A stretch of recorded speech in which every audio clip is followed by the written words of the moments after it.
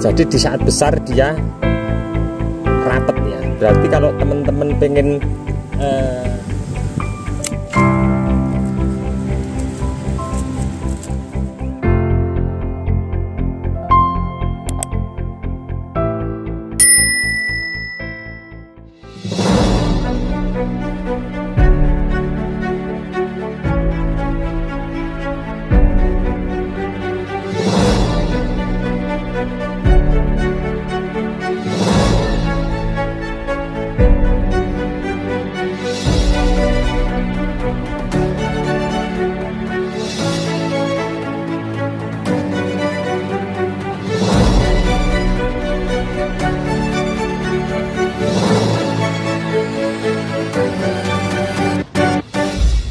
Assalamualaikum warahmatullahi wabarakatuh.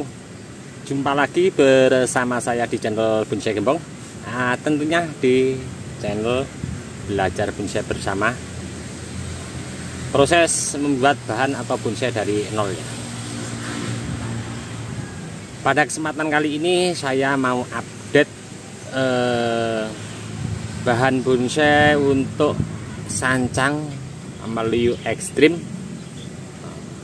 Tahap awal saya membuat bahan dasar pada induan. Di sebelah kanan kiri saya dan nampak di belakang saya ini khusus induan sancang untuk budidaya ya. Mulai dari yang saya gerakkan untuk bahan dasar ekstrim dan mungkin untuk gaya-gaya yang lainnya. Dan di sini untuk bahan induan sancang di samping kanan dan belakang saya ini saya juga proses mencoba ya, juga belajar dari teman yang lebih senior dan saya praktekkan di sini. Kemudian saya lakukan pengembangan diri. Oke, seperti apa bahannya? Saya ini nanti mau proses untuk pembesaran batang dari bahan dasar. Ini saya proses dari nol ya, dari bahan indukan. Ada tumbuh titik tunas baru yang masih muda, saya lilit kawat, saya kasih gerakan dasar. Dan proses-proses ini saya mencoba. Nanti kita lihat di lahan ground yang sudah saya tanam, kurang lebih besarnya sekian ya. Dari awal membuat gerak dasar nyampe saat penanaman saya sudah update videonya. Nanti teman-teman bisa simak-simak linknya ya di bawah deskripsi, nanti saya lampirkan. Ataupun teman-teman nanti juga bisa komen-komen di bawah deskripsi. Mudah-mudahan ini nanti bermanfaat untuk teman-teman semua, menginspirasi kita berkarya, berbudidaya, entah di bahan bonsai apapun itu ya. Oke, langsung saja tidak usah panjang lebar, kita melihat langsung ke bahannya ya.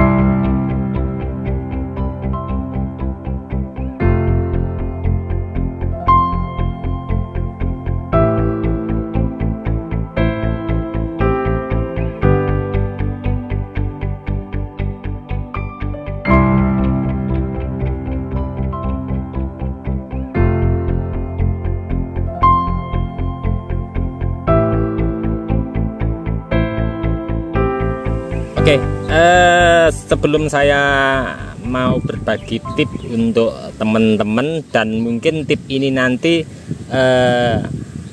boleh dikatakan tepat atau tidak, nanti teman-teman bisa komen-komen di bawah deskripsi ya. Kita belajar bersama. Nah, sebelum saya mengerjakan untuk proses tahap pembesaran batang, untuk bahan ini bener-bener saya budidaya dari kecil ya. Di bahan indukan di awal saya lakukan pembukaan tadi, saya ambil indukannya dari sana tadi. Saya budidaya dari kecil-kecil ya, saya ambilkan contoh. Saya dari bahan sekian ya, saya lilit kawat yang masih ada di indukan. Saya lilit kawat bebas untuk gerakan. Nah, ini sebagai pembelajaran saya juga ya. Ini dulu awal saya membuat gerakannya begitu sangat ekstrim, terus hampir dekat sekali untuk gerakannya. Nah, kira-kira saya ambilkan contoh seperti ini ya. Nah, jadi di saat besar dia rapet ya. Berarti kalau teman-teman pengen pembesaran dengan batang sekian tidak rapat seperti ini, gerakannya tidak usah terlalu ekstrim ya, kira-kira begini ya, atau lengkung begini saja. Nanti kalau besar sudah kira-kira sekian baru rapat seperti ini. Nah, ini contoh juga saya praktek dan sebagai pengalaman individu saya juga. Nah, jadi nanti kedepannya teman-teman bisa praktek di bahan indukan sancang untuk membuat gerakan dasar pada pucuk sancang yang masih muda. Kita variatif, ada yang gerakannya ekstrim hampir rapet, untuk tekuannya bisa sedikit renggang. Nanti hasilnya seperti apa kita tanam di lahan ground. Nah, seperti pada gambar di samping, saat pertama bahan ini saya tekuk, dan di saat kapan waktunya cangkok saya juga sudah berbagi pas panen, terus pas penanaman juga. Ada beberapa bahan di sini, tapi alhamdulillah ada beberapa juga yang sudah keluar ya. Ini ada sisa sekitar 1, 2, 3, sekitar 5 kalau 6 kalau tidak salah ya. Dulu ada sekitar banyak sekali, kemarin saya turunkan. Dan ini memang sengaja saya mau mencoba, nanti saya besarkan. Kalau seperti ini rapat ya, nanti kalau besar mungkin agak sedikit ekstrim juga ya untuk pembesaran batangnya. Nah, ini tadi sedikit saya hanya kurangi akar yang naik ke atas. Sudah saya lakukan dan saya cek akarnya saat penanaman. Saya memang saya urai akarnya, dan belum saya lakukan seleksi seperti akar sini ya, yang di bawah. Di sini juga ada akar, saya biarkan untuk menunjang pembesaran batang utama ini. Oke, untuk bagaimana tip pembesaran batang seperti ini, kita lihat cabang-cabang yang di atas ya. Seperti apa yang perlu kita kurangi. Oke, saya mau mencoba langsung melakukan untuk pengurangan cabang-cabang di mana hanya menghambat pembesaran batang.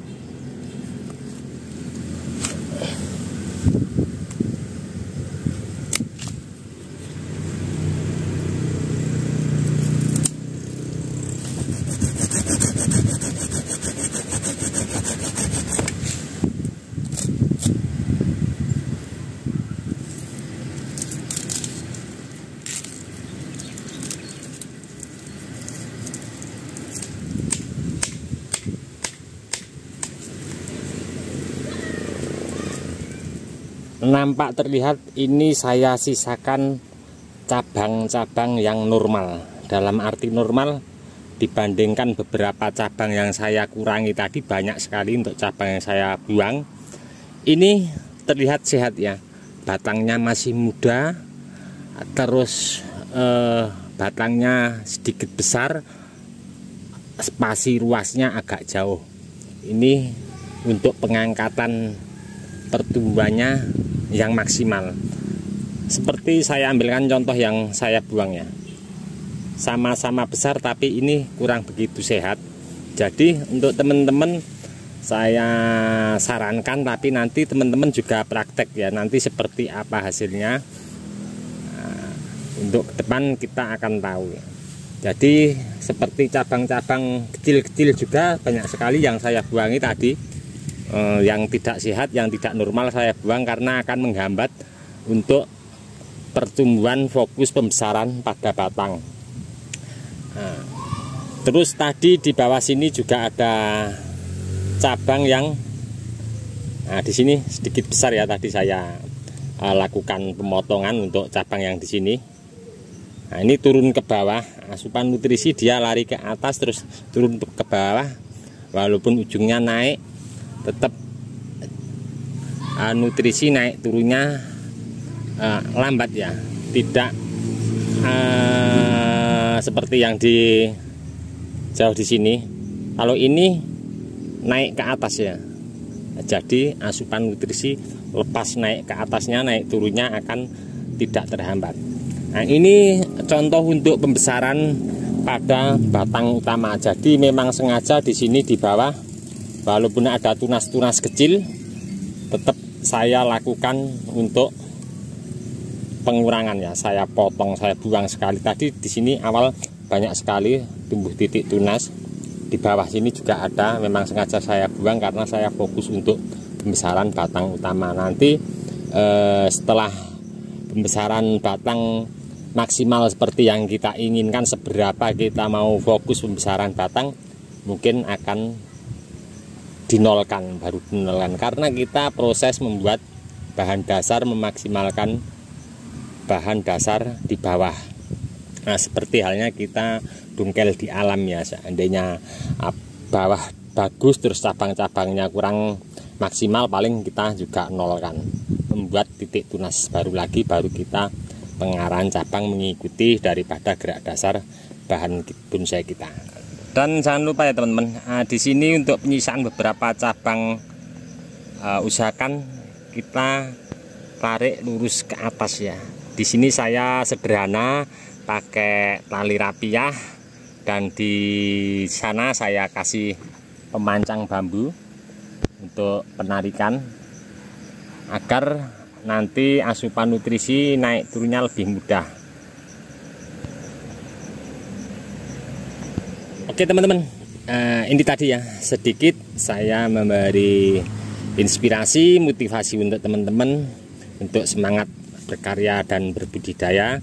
Kita bebas membuat bahan dasar bonsai. Kalau saya sendiri sebagai petani kecil, saya prosesnya semuanya dari budidaya cangkok paling besar sejari ya.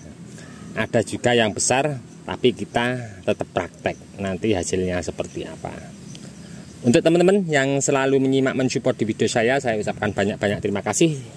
Tidak bisa saya sebutkan satu persatu. Dan untuk teman-teman yang komen-komen di bawah deskripsi mungkin tidak bisa saya tanggapi satu persatu juga, saya mohon maaf, mungkin karena waktu juga keadaan. Nantikan terus untuk update perkembangan bahan bonsai sancang, bahan dasarnya dari nol ini, dari gerak dasar nyampe saat ini. Saya akan selalu update terus untuk teman-teman nanti seperti apa. Cukup sekian dulu dari saya di channel Bonsai Gembong. Salam satu hobi, salam budidaya. Assalamualaikum warahmatullahi wabarakatuh.